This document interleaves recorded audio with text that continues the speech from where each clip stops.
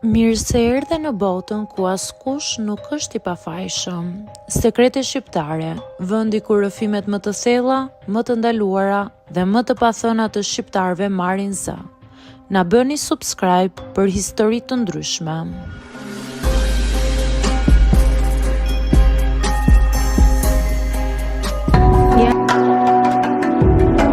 Dhe gjatë viteve të fundit kam filluar të kuptoj rëndësinë e vendimeve që marr për trupin dhe jetën time. Nuk ka qenë një rrugë e lehtë sepse emocioni dhe dëshira shpesh më kanë bërë të veproj pa menduar për pasojat. Por një gjë e kisha gjithmonë të qartë. Nuk doja të humbisja kontrollin mbi jetën time, nuk doja të mbetesha shtatzën pa qenë gati. Në fillim, çdo marrëdhënie që kisha më dukej e thjeshtë, një mënyrë për të ndjerë afeksion dhe afrim, për të ndarë momente intime. Por gjithmonë, kur shfaqej ky afeksion, mendja ime kalonte duke menduar: çfarë mund të ndodh pas kësaj? Mund të ngelem shtatzan? Po fëmijën, si do ta arris? Ky mendim më mbushte me shumë ankth. Fillova të kuptoj se dëshira nuk është gjithmonë e mjaftueshme për të marrë vendime të sigurta.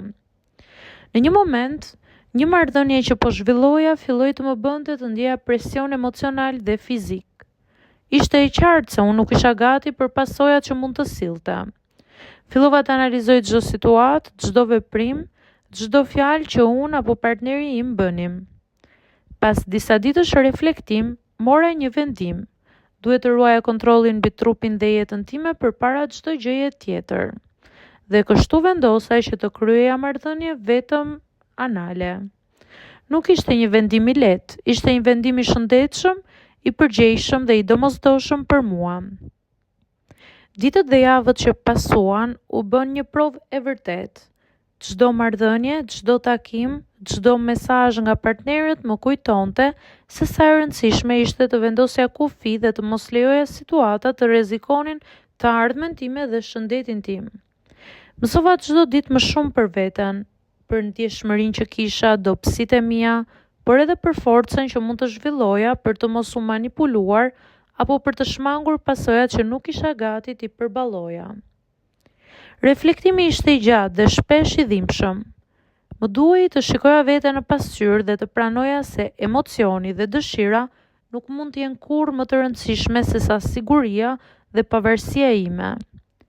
Fillova të kuptoj se çdo vendim i ndërmarrë me mend dhe me kujdes ishte një hap drejt forcës dhe kontrollit mbi komplet jetën time.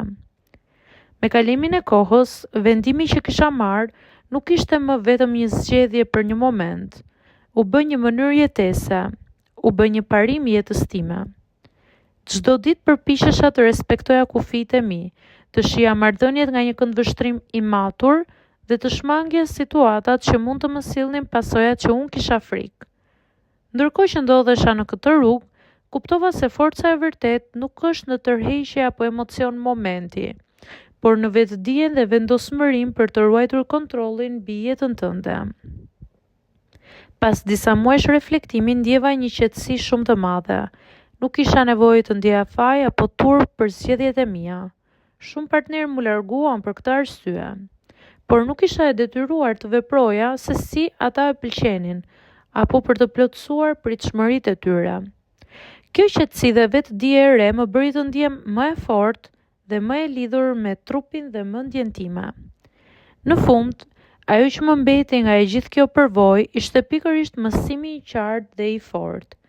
Respekti dhe kontrolli mbi trupin dhe jetën tonë janë më të rëndësishme se çdo ndjesi momentale apo çdo lidhje që nuk e respekton këtë gjë.